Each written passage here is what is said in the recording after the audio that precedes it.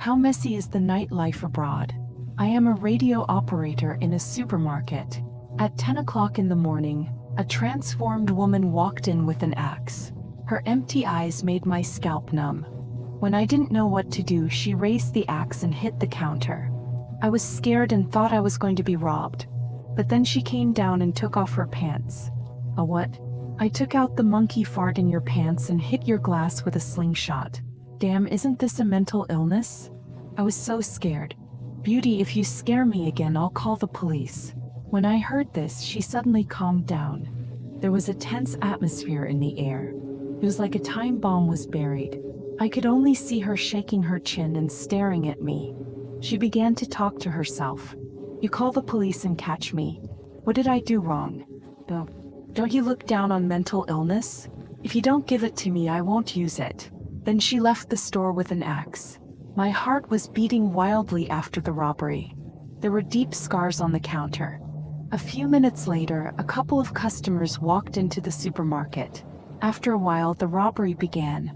Just when I was about to finish scanning the goods, my heart sank to the bottom of my bones. Because the woman just now walked in with an axe. And this time she looked even angrier. Just when we were watching her, she suddenly pointed at the male customer. What are you looking at?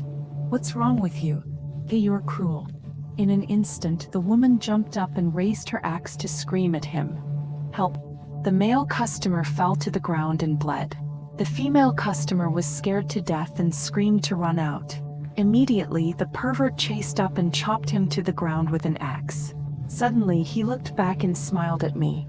I will never forget the expression on his face. It was a kind of extreme madness.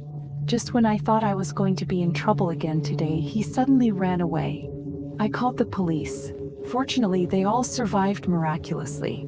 Later, according to the police investigation, after the woman left the store, she began to attack the pedestrians on the street indiscriminately. Fortunately, no one was injured. In the end, he was arrested by the police and imprisoned. This animation was changed from the shocking world of the Sydney 7-Eleven incident. This is the surveillance video of the incident. In the end, he was sentenced to 14 years in prison. What is more frightening is that the suspect claims that he does not remember anything. This happened not long ago. At that time, my parents were going to visit my sick grandmother. My grandmother lived far away from us. It took at least 5 hours to get there. I wanted to go too, but I had a very important exam the next day, so I could only stay. After my parents left, I was the only one left in the house. At about 6 o'clock in the evening, I went back to my room. I started playing games and thought about tomorrow's exam.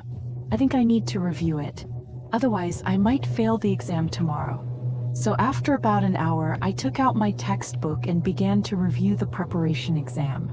In order to focus more, I put on my headphones. I could hardly hear any sound from the outside world. After reading for a while, I felt a little hungry. So I went to the kitchen to find something to eat. When I was turning over the fridge, I heard someone knocking on the door. It was a little strange because it was already night, and my parents didn't tell me that someone was coming to visit. I came to the door curiously. I saw a girl outside the door with my cat's eyes. She was about 14 or 15 years old. She also had a younger girl in her hand. It should be her sister. Both of them are very different. They look very pitiful. I was busy measuring them with my cat's eyes. The knocking became louder, but I didn't dare to open the door. So I asked loudly, "Who is it? What's the matter?" There was no response from the outside. I just knocked harder. Suddenly I heard a loud noise. It seemed to come from my parents' room. At this time I was a little scared. I immediately threw away the snacks in my hand and hid in the room. I locked the door. After a while I heard footsteps coming. I was terrified and hid under the bed. I was thinking about what to do next. Yes, I called the police. But I just realized that I left my cell phone on the kitchen table. I was so nervous that I almost cried. But at this time, I suddenly heard a siren outside the house. I was confused. I haven't called the police yet. Why did the police come? It turned out that the neighbor also heard the loud noise just now.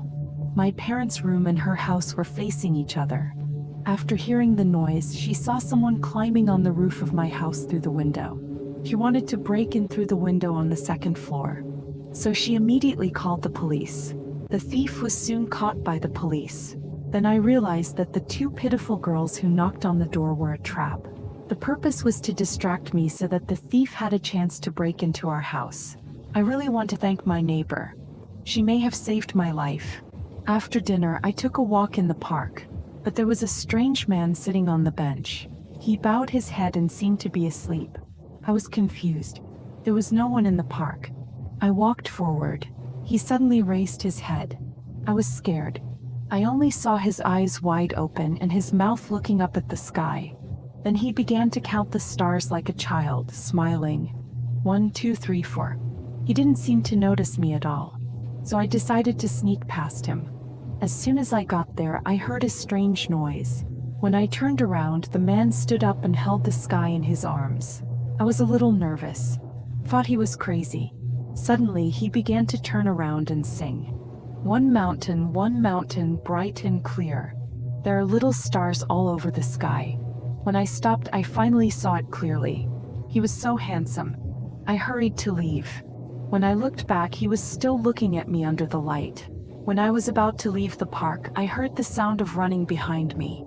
I was surprised. When I turned around, the man was running towards me at a very fast speed. There was no one on the street. I ran, he chased, I peed a lot. In order to save time, I took the key out of my pants while running. Strangely enough, he didn't make a sound all the way. He kept smiling and chasing me. I finally ran to the door, but the more anxious I was, the more I couldn't open the lock. He was getting closer and closer. I accidentally dropped the key on the ground. When he was half a meter away from me, the door finally opened. I screamed and closed the door. Sweat wet my clothes. At this time, the man was only one door away from me. He turned his face to me and stared at me. Did I sing well? Then he left. Only his strange singing echoed in the deep night. One mountain, bright and clear. There are little stars all over the sky. Hanging in the sky, the light is like a lot of little eyes.